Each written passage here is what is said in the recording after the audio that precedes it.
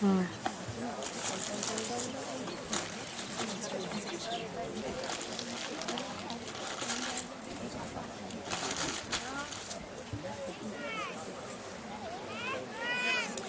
to get from something that looked like that to this, what actually happened was those same prisoners came back to this hot spring and they decided to build a chimney. Now, the reason for doing that was purely for their own entertainment, because back in those days they didn't have access to TVs, videos, or any of that sort of gear. They had to create their own fun. So by piling rocks around the mouth of the geyser, it forced that water into a smaller opening which made a stronger jet, which sent their clothes even higher. But then Mother Nature came along and she gave the geyser this white metal using a mineral called silica. Now that's in the geyser water. Each time there's an eruption, water falls over these rocks, which the wind and the sun, which evaporates that water and leaves behind this distinctive cone shape and colour which we are seeing today. Now the geyser would still naturally erupt without us adding this surfactant. Her natural eruption cycle is somewhere between 24 hours and 72 hours. Back in the 1900s, people used to come out and camp not too far from where your cars are parked today to see if they could watch the geyser naturally erupt. But chances are the geyser would have erupted while they were sleeping. So we time it nicely so that you all get to see her. She's been juice daddy now since the 1930s and she's still playing as strongly as she did then. Now the geyser is named after Lady Knox. Now quite honestly, in New Zealand's history, she wasn't all that important. But her father was, and he was a gentleman called Lord Ranfurly, and he was New Zealand's 15th Governor General at that time. Now in May of 1903, he was out here with his family visiting the local prison just to see how the prison was getting on.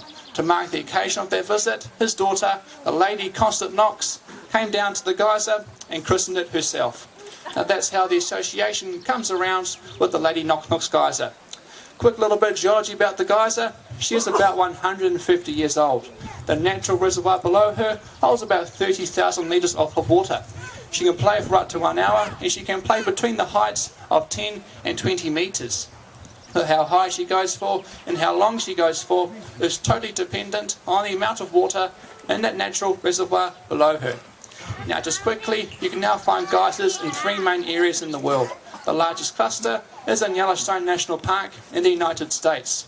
Some smaller groupings in Kamchatka in Russia, and some more further clusters in Iceland and in Chile. And it is from Iceland that we get the word geyser. Now in English, that simply means to gush forth.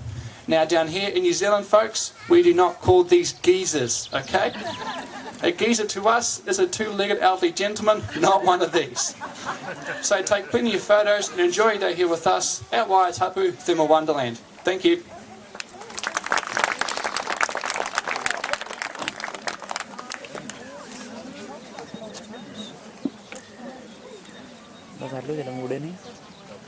Very harsh.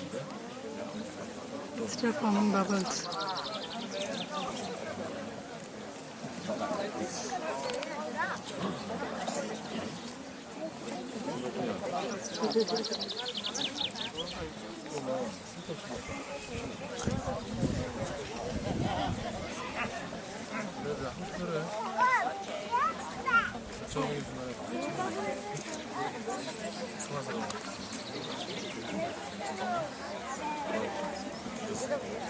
내가 쓸게.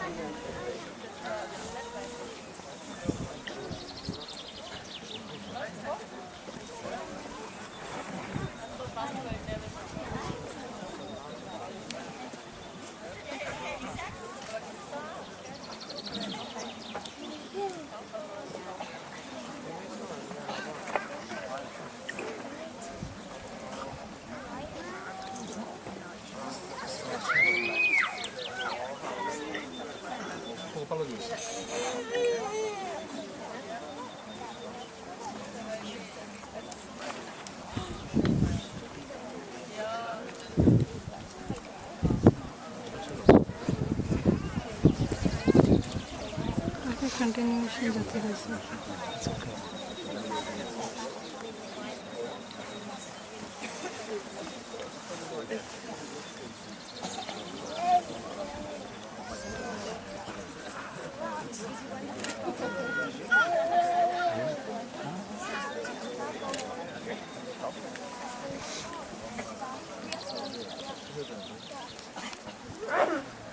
Make a big noise.